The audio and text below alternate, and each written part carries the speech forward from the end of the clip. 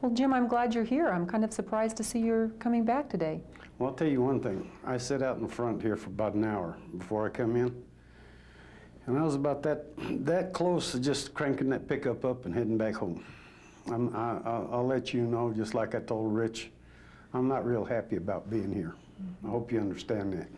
I'm hearing you loud and clear that being here is not something that's really a high priority for you. And I'm looking at you and you got blonde hair. You know, I haven't had a lot of luck with blonde hair the last couple of weeks. Is that right? Well, tell me a little bit more about that. Well, I got assigned a probation officer, and she's a blonde-headed gal. Mm-hmm. And I think she's out to just destroy me totally. You know, she's talking about me getting a lot of jail time and this big fine and everything that she's going to do if I don't do certain things. Mm-hmm. And I just kind of think maybe you're going to do the same thing to me. So it seems to you like I might try to push you around and make you do a whole bunch of things you don't want to do. Yeah, and you know, I'm about up to here with this kind of stuff. I hope you know that. Probably isn't your fault, but that's just kind of the way things been going. You're pretty fed up. Yeah, my daughter, you know, she won't let me see the kids. Your grandchildren. What's that about? Well, she'll let me see them, but she won't let me take them anywhere anymore. Really? And that really has me upset, you know. She's afraid that I'll take them, hurt them, driving around drinking and driving, things like that. And I never have hurt one of them kids. So she's afraid that if you take the children with you, that you'll be drinking and then you might hurt them or get in an accident. Even when I say that I wouldn't drink, she still don't trust me now. And that's really got me upset, really got me ticked off. So the fact that your daughter won't even take your word for the fact that you won't drink kind of bites at you a little bit. Mm-hmm. And she said, you know, well, you need help. Well, you know, when she needed help, I damn sure didn't put any kind of condition on it, you know. And I don't know what the hell she means I need help, you know. I've always bailed her out. I've always helped her financially. If she needs the kids watched, anything she needs, old daddy's always giving it to her. And I don't know where she's getting all this from. This is really... What does she say to you about her concerns? Well, she says she's afraid that, you know, I'll do something that'll hurt the kids. But, you know, I never hurt them kids. And never have in my life done a thing to hurt them. Kind of a mystery to you why she'd even be worried about that? Ever since my wife moved out.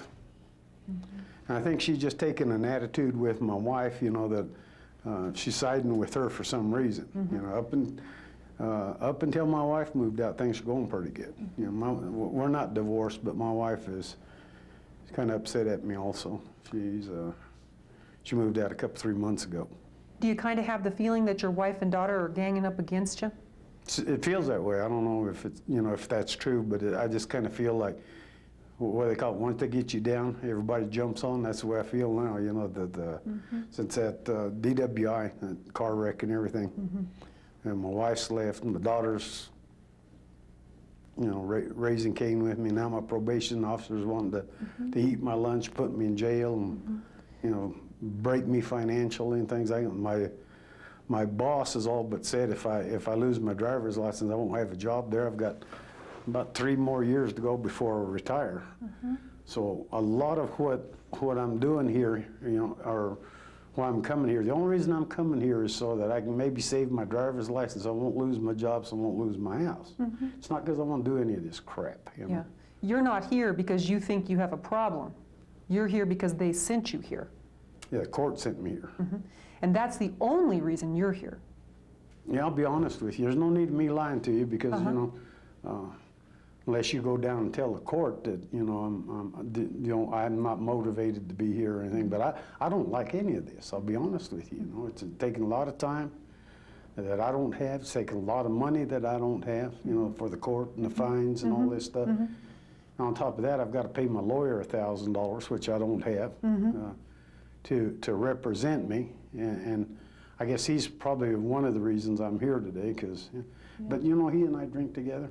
You know, I've known this guy ever since he got out of law school. And he's a good friend of mine, but I said, well, why do I have to go up there? I'm paying you $1,000 to represent me, and now I got to go over and go through this evaluation and all that. That does not make sense. And he's, all right, you got a drinking problem. Hell, you know, I've had to take him home a lot of times. That I've been the one standing, he's been passed out and couldn't walk. You know, this doesn't make sense. None of this makes sense. So it's confusing to you why your drinking should cause a problem, or everybody should be talking about that, when you look around and you see that other people drink more than you do. Well, at this point in my life, it'd be different now. I mean, 10 years ago, I probably would have taken my medicine without being too cranky about it. But let me tell you something. I've changed an awful lot in 10 years. I used to be a rounder. I used to fight. I used to rodeo. I used to drink a lot. I made a living hauling rodeo stock and everything. And now I've settled down the last, 8, 10 years. I got me a good job. I'm driving short distance hauls. I drink a little bit, but I work hard. And it's nothing for me to sit down and drink 6-pack or 2 of beer and still be able to function. I'm not like one of them bums you see laying down there by the bus depot on the lawn selling his blood and stealing the hubcaps. I've never stole anything, and I've worked every day since I got a Social Security card. So it's kind of the same thing you were saying before, which is that it feels like everybody's looking at your drinking, but it's just not as bad as everybody thinks it is. You might say that. I don't know that it's true, but you might say that. I don't. Well, let me ask you this. Since you've been forced to come here, and since you're feeling like everybody's kind of pecking on you like a crow, there's a bunch of crows flying around pecking on you about this thing about your drinking, what would you like to do with the time that you spend with me here? What would be helpful for you? I don't know, because I ain't never been in one of these situations. This is all new for you. Yeah, and people keep saying you need to stop drinking. I ain't never done that either. Now, I think I could. I've tried a couple times, and I wasn't very, I think one time I quit for a week or 2, just to show people I could stop drinking. And I wasn't too happy. And I didn't know why in the hell I stopped anyway, but. It almost sounds like you don't know whether you could stop, even if you wanted to. That's a funny thing to say. I can do just about anything, but I can't say yes to that, that I can stop. I think you're right on that one. So it's a lot of things I can do, but I've never tried to stop drinking and get thinking about it, honestly. What are the kinds of things you think would keep you from being able to stop? What would get in your way? I got some buddies. They're pretty much like me. I'm not the leader of the pack, but none of them boss me around. But we all go down to the lake on the weekends. So we got a spot out there. We call it the bunker. And we all take our boats down there, and we all meet over on the east side of Elephant Butte Lake there, and we've kind of cleaned it all up and made a campsite out of it. And we get down there and hoop and holler and shoot guns and have fishing contests and do a wrestle around once in a while. We toss somebody in the lake, things like that. Sounds like you guys have a good time. Yeah, and I don't know how they'd feel about me quitting drinking. I don't know what they'd call me. So they might have some names for you, or they might, say things about you. Well, the first thing you say, well, I probably couldn't hold my liquor. That's why I stopped. And that ain't true. I ain't out drink any of them. What would that be like for you if you didn't drink and you were around them? What do you do for a living?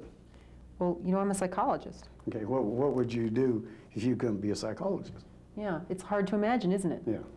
And that's what it's like for you. You can't even imagine you what couldn't give me an answer, and I can't give you one. So that's just kind of, that's a hard thing. Maybe that's something I need to think about before I even do any of this stuff, that you're talking, or they're talking about. What else do you think might get in your way besides this thing with your friends and maybe not having things as easy socially as they were? Well, I'm kind of an uptight guy. I have a hard job. I work around a lot of old boys that are pretty rough and tumble, and I drive long ways, and I unload big trucks, and I get tired. Sometimes I like to sit down and have a drink. So drinking kind of helps you relax and cope with your life. When I get really angry, I don't have to go slap somebody around. I used to now. When I was younger, I'd go over and somebody upset me or irritate me, I'd take it to them.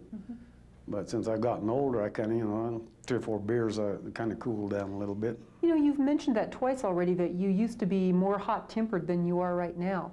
What do you think caused you to kind of become less angry and less violent?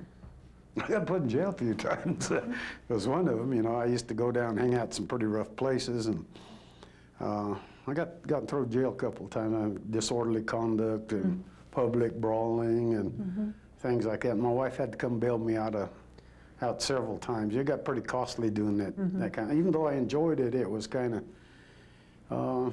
It got a little bit costly, and I got bad name in town, things like that. You know, people. I'm from a small little town up 20 miles north of here, and everybody knows me, and they kind of, especially the policemen, they know me pretty good, so they don't cut me no slack anymore. So it looks like that was causing you problems in a lot of different areas with the law and your family and other people in town. Well, just like this thing, my DWI. Did Rich tell you about what happened to me? Yeah, you did. I was sitting there at the damn stop sign. Well, first of all, what happened was Saturday morning, and we were all going to the lake. I had my boat hooked up to my pickup, and then my job called me, said they wanted me to come out there and just drive one load out to Hema Springs and back, and then I'd be off for the rest of the day. Well, I'd already had 3 or 4 beers, maybe more. We'd partied last night before, and I got up and I was kind of feeling bad. So I had 3 or 4 drinks early that morning, but I was just going to the lake. I wasn't going to work, and it was my Saturday off, and then they called me. And I went ahead and I was on my way out to the job, sitting there at that 4-way stop sign, and this old woman, she must have been 100 years old, come flying down the road and crashed right into the back end of that pickup of mine. And the police come, and damn if they didn't arrest me. And they said it was my fault for being there. Now that didn't make sense. You know, some kids or a school bus been sitting there, that woman have wiped them all out. She's lucky she hit my truck. You know, it didn't tear it up too bad, but it bent it pretty good. But So just because you were drinking, they kind of used that as an excuse to pin the accident on you. put it on me. She walks away scot-free, tore my pickup up. Now I got to pay for her car, or fixing her car in my pickup, and then I'm the one that's having to pay all the penalty because somebody's grandma got out there, couldn't see, driving around crazy. You know, it's really weird, really stupid to me. That's got me upset too. Yeah, you it know, sounds like it. Every time I think about that, you Yeah. know. And this accident is what caused you to have to come in here and got you in all that trouble at work, and now they're thinking about taking your driver's license away, and that's why you got to come here. Yeah. Is there anything you guys can do maybe about me keeping my license and all that? You know, could you say something to that witch I got for a probation officer, maybe get her off my back? Or is there, you know, I wouldn't mind doing some of this stuff if there was anything in it for me, but so far I'm having to pay this and pay the lawyer and pay for the wreck and pay for the evaluation and everything, and so far old Jim ain't got nothing. Okay. Well, let me just say that I think here in the treatment center, we try not to get too involved with the legal aspects or the legal trouble. But lots of times people who have a DWI come here and they stay in treatment for a while and they quit drinking, and then usually if that happens, they're kind of out of trouble with the DWI and with the probation officer. But you know, I don't know whether that's something that you're interested in at this point or not. This treatment center thing, is that here Yeah. at this facility? Yeah. And what do y'all do? We do all different kinds of things. We have all different kinds of treatments here. Some people come here and live for a while. Some people come on an outpatient basis. Some people come with their families. Some people come by themselves. And there's just all different kinds of ways to do it. There's definitely more than one right way. You said people come here to live. Do you think I'd have to come here to live? Well, I think, you know, you're the one that really needs to make that decision about what's the right kind of treatment for you. I couldn't decide that for you. I wouldn't mind coming here to live, but I wouldn't want to be in one of them places where you sit around in pajamas, a bunch of long-haired hippie types crying and bitching and stuff like that. That ain't my style, you know. So you're kind of wondering what it would even be like here. Well, I've seen pictures of things, you know, watched TV and some of that stuff. How long do you think I'd be here?